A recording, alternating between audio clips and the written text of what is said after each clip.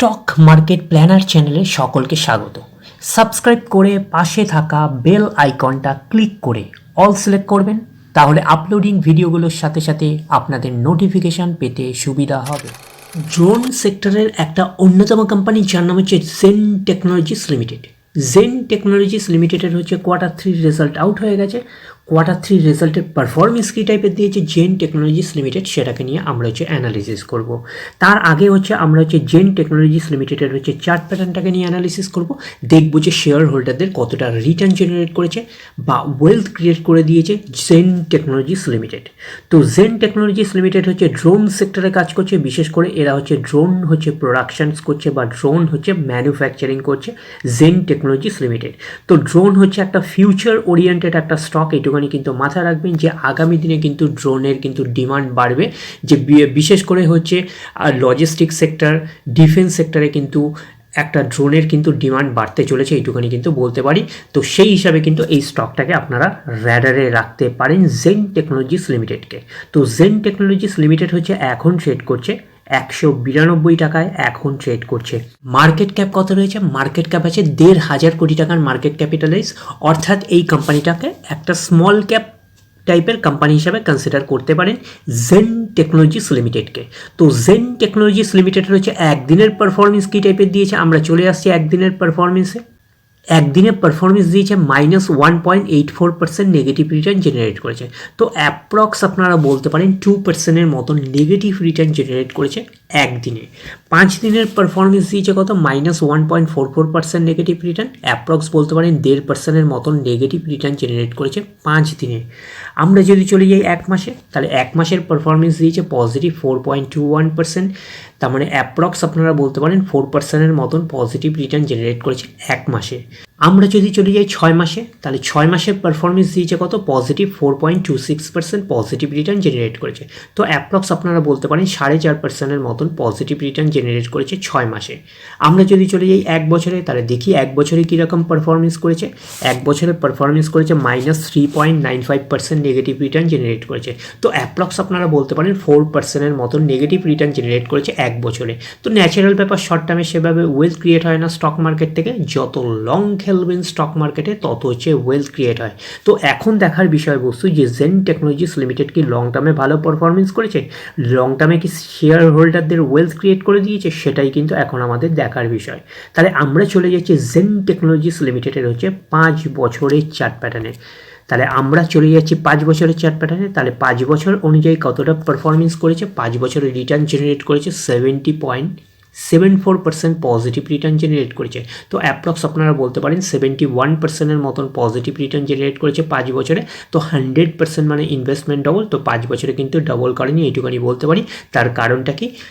Drone সেক্টরের কিন্তু সেই অর্থে কিন্তু রিটার্ন আগে জেনারেট করতো না।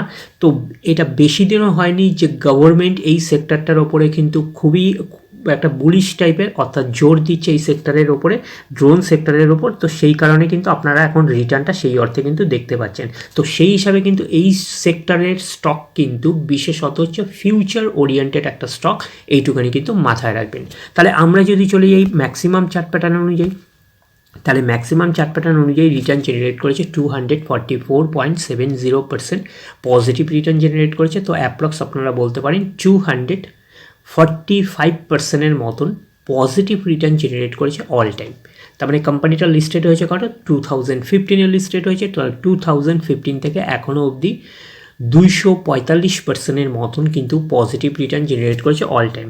তাহলে আমরা ম্যাক্সিমাম চার্ট প্যাটার্নটাকে সেই অর্থে কিন্তু এখনও অবধি কিন্তু আমরা ডিসেন্ট বলতে পারছি না, একই লেভেলের মধ্যে কিন্তু ঘোরাফেরা করছে। আপনারা দেখতেই পাচ্ছেন যে ইনভেস্টমেন্ট ওরিয়েন্টেড কিন্তু আমরা এখনও চার্ট প্যাটার্ন এটাকে পেলাম না, এটা ট্রেডিং রিলেটেড একটা চার্ট প্যাটার্ন পেলাম।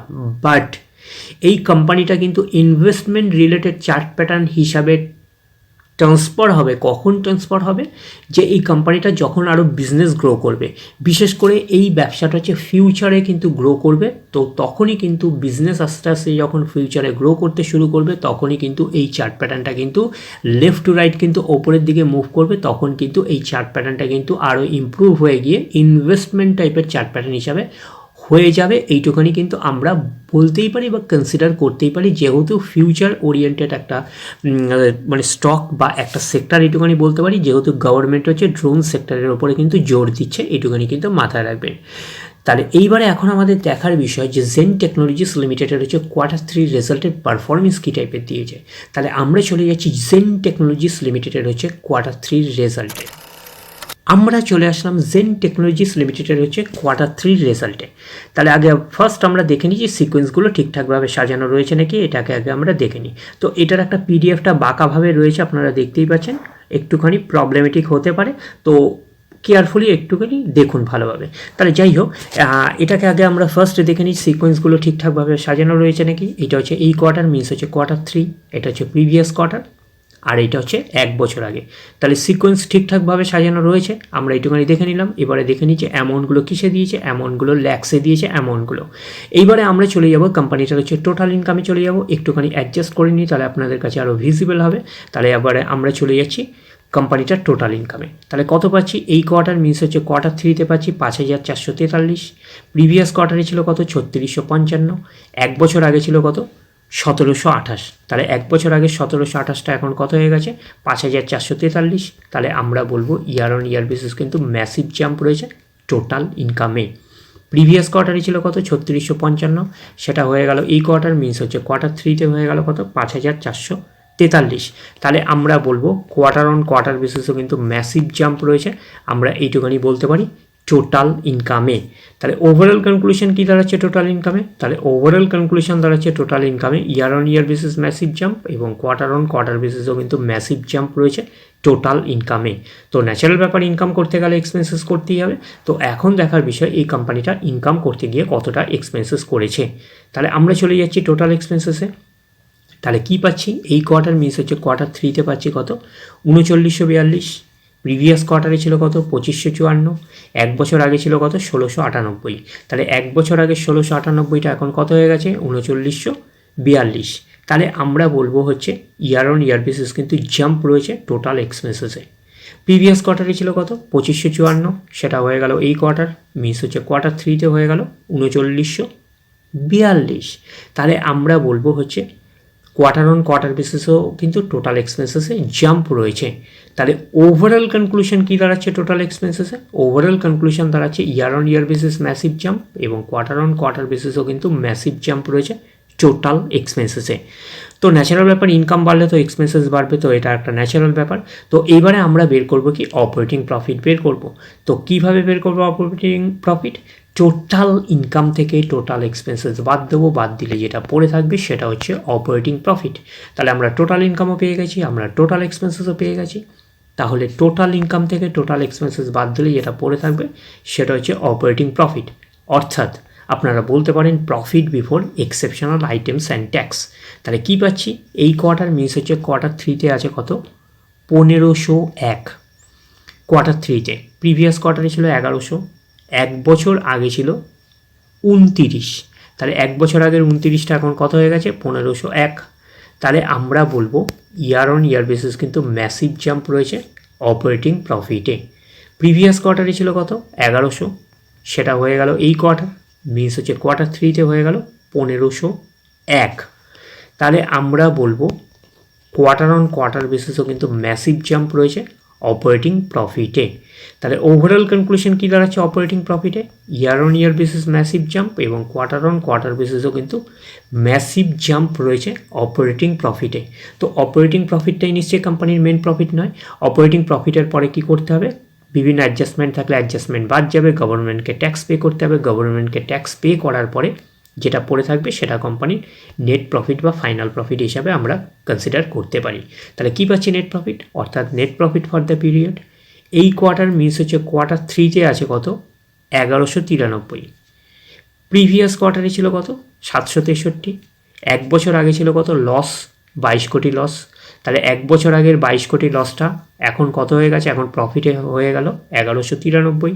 তাহলে আমরা বলবো ইয়ার অন ইয়ার বেসিস কিন্তু ম্যাসিভ জাম্প রয়েছে নেট প্রফিটে।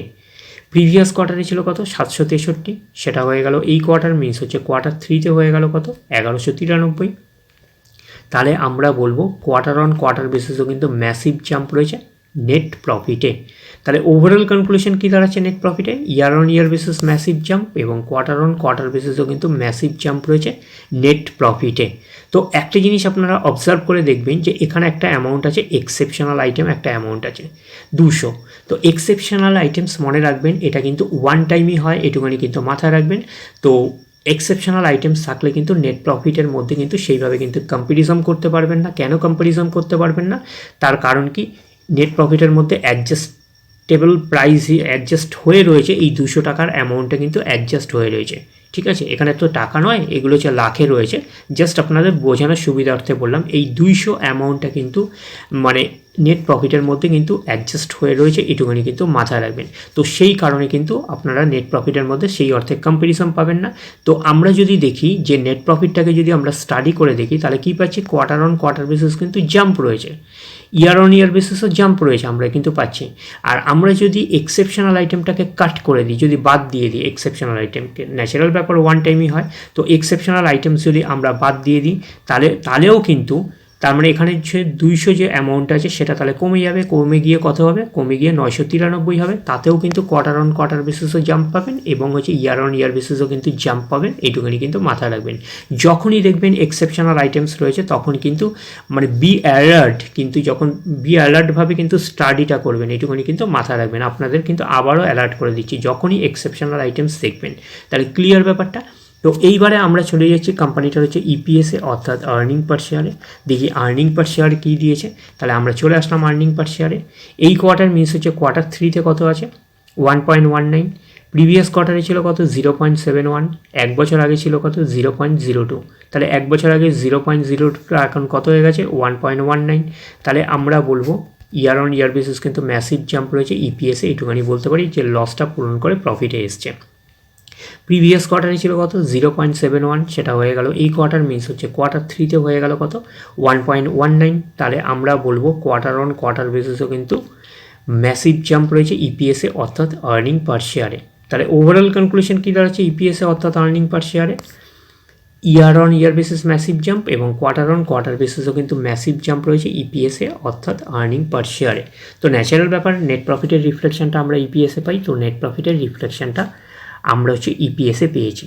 তাহলে ওভারঅল কনক্লুশন কী দাঁড়াচ্ছে, ওভারঅল কনক্লুশনে যদি আসি তাহলে আগে দেখতে হবে কোম্পানির গ্রোথ মিনস হচ্ছে কাকে বোঝাচ্ছে, গ্রোথ মিনস হচ্ছে কোম্পানির টোটাল ইনকামকে। তাহলে সেই হিসাবে যদি দেখি তাহলে হচ্ছে ইয়ার অন ইয়ার বেসিস কিন্তু ম্যাসিভ গ্রোথ রয়েছে এবং কোয়ার্টার অন কোয়ার্টার বেসিসে কিন্তু ম্যাসিভ গ্রোথ রয়েছে জেন টেকনোলজিস লিমিটেডের।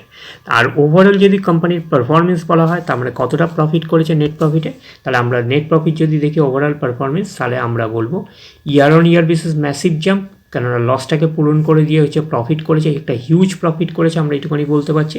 তাহলে ইয়ার on year basis massive jump এবং কোয়ার্টার অন কোয়ার্টার বেসিসও কিন্তু ম্যাসিভ জাম্প রয়েছে নেট প্রফিটে। তাহলে ওভারঅল কনক্লুশন আসছে জেন টেকনোলজিস লিমিটেডের পারফরমেন্স হচ্ছে আউটস্ট্যান্ডিং টাইপের পারফরমেন্স করেছে, আমরা কিন্তু এইটুখানি কিন্তু বলতেই পারি।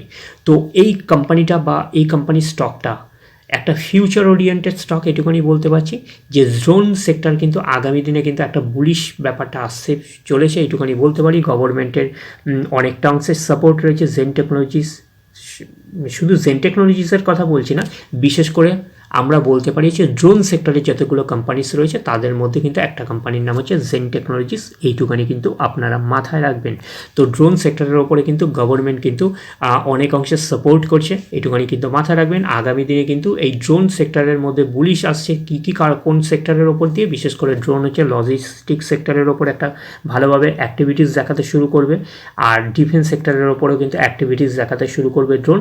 তো সেই কারণে কিন্তু এই সেক্টরের স্টক কিন্তু একটা হচ্ছে ফিউচার ওরিয়েন্টেড স্টক, তার মধ্যেই কিন্তু মানে ড্রোন সেক্টরেরই একটা কোম্পানি হচ্ছে জেন টেকনোলজিস, এইটুখানি কিন্তু মাথায় রাখবেন। তাহলে ওভারঅল ভিউটা আপনাদের কাছে ক্লিয়ার হয়ে গেল। জেন টেকনোলজিস লিমিটেডের হচ্ছে কোয়ার্টার 3 রেজাল্টের পারফরমেন্স কী টাইপের দিয়েছে।